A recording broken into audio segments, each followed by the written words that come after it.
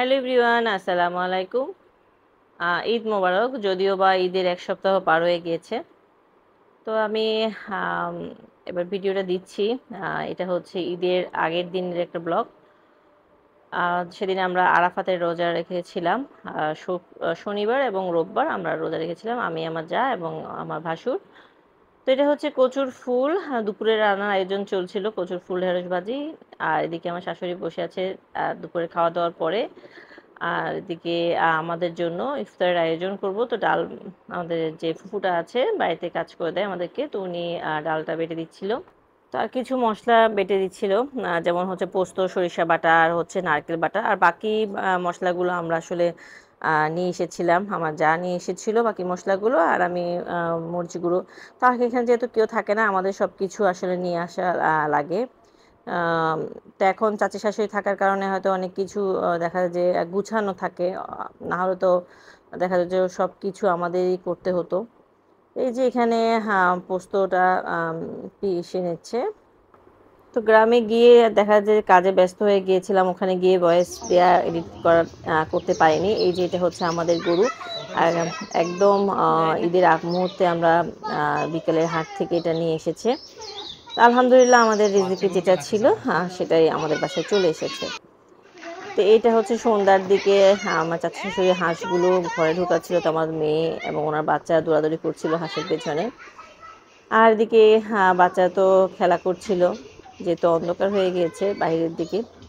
তো ইফতারের সময়ও হয়ে গেছে, আমি কিন্তু সব রেডি করে ফেলেছি। এদিকে ছোলা, তারপরে পেঁয়াজু, আম, এগুলোই হচ্ছে আজকে আমাদের ইফতার।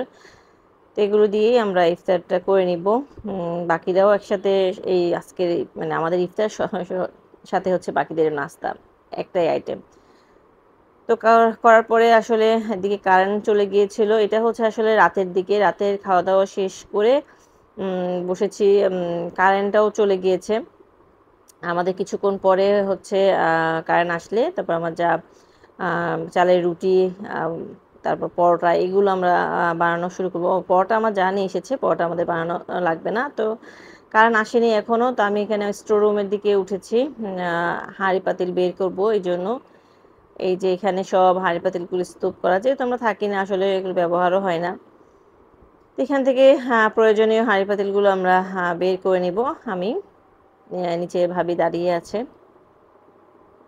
তো এখানে যেটা বলছিলাম, এখানে আসলে আসলে ভিডিও ছোট ছোট ক্লিপস আমি নিয়েছি, যেহেতু আমার ভিডিও আমি নিজেই করি। তো যার কারণে দেখা যায় যে সব কিছু করতে পারিনি, অল্প অল্প কিছু ক্লিপস আমি নিয়েছি। আর এই যে হাঁড়িগুলো আমি বের করে ফেলেছি। কারেন্ট এখনো ওভাবে আসেনি।